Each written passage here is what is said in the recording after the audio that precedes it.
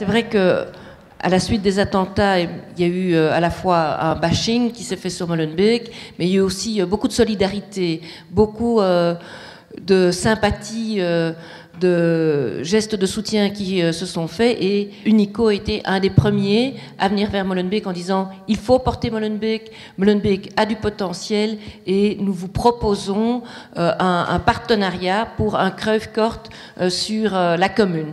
Mais on est ici aujourd'hui aussi pour annoncer que ce budget est réuni et qu'on va commencer les travaux. Le budget est là et les travaux commencent le 5 février. Ils ont déjà commencé. Ils sont déjà en train de... Les préparatifs. Ils préparent le terrain. Les préparatifs terrain et il devrait être inauguré pour le 22 mars. Monsieur Leschevin, je pense que ça doit vous faire plaisir. Moi, je voudrais simplement rappeler que cette infrastructure sportive qui va voir le jour n'a pas seulement vocation à permettre à nos jeunes de pouvoir jouer au football. Il y a tout un projet derrière. Il y a des valeurs qu'on a rappelées ici, les 14 valeurs portées par la Fondation Creuve, mais aussi tout un dispositif d'accueil, d'accompagnement des jeunes en vue de les aider à se réinsérer sur le plan social, pouvoir être orientés vers des formations, vers un emploi. Et c'est ça la plus-value de ce projet. C'est un projet fédérateur, rassembleur, qui met en avant la solidarité, la fraternité, mais aussi qui a son utilité sur le plan sociétal. Et ça, je pense que c'est une victoire. On rassemble tous les acteurs, on a rappelé le REDM, on a rappelé les entreprises qui ont contribué. On a ici une représentante des autorités hollandaises que je salue, parce que nous avons eu aussi l'occasion de nous rencontrer à plusieurs reprises à travers des rencontres internationales. Et ça, c'est aussi, je dirais, le cœur du projet, c'est la solidarité entre les peuples avant tout. We hebben nog twee gasten. Mark Mertens, je bent vennoot, partner bij Deloitte, maar ook voorzitter van de Rotary Club Brussels International.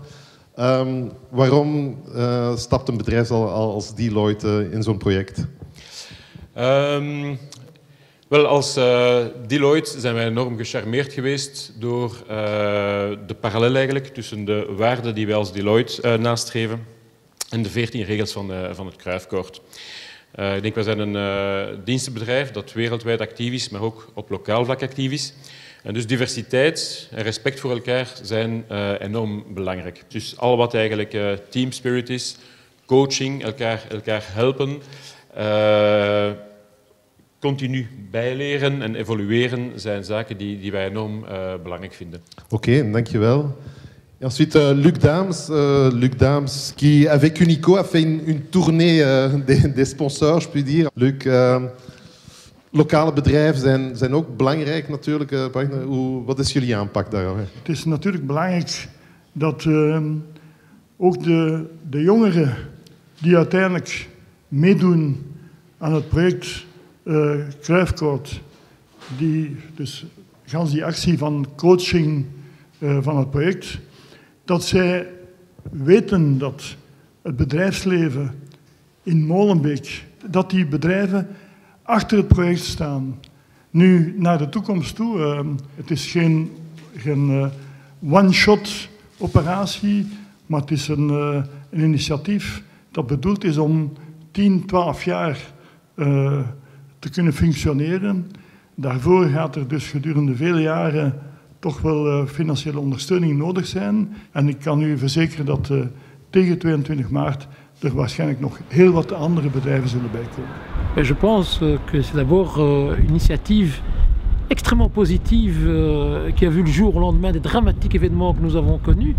Il faut rappeler que la Fondation Creuve développe dans de nombreux pays des structures comme celle-là, qui, il faut le rappeler, ne sont pas seulement des infrastructures sportives, parce qu'il y a tout un projet social autour qui vise non seulement à permettre à des jeunes de pratiquer leur sport favori qu'est le football, mais aussi d'être encadrés, d'être accompagnés dans le cadre, je dirais, de recherche par exemple de formation professionnelle, de la recherche d'emploi, ou tout simplement accompagnés dans leur scolarité.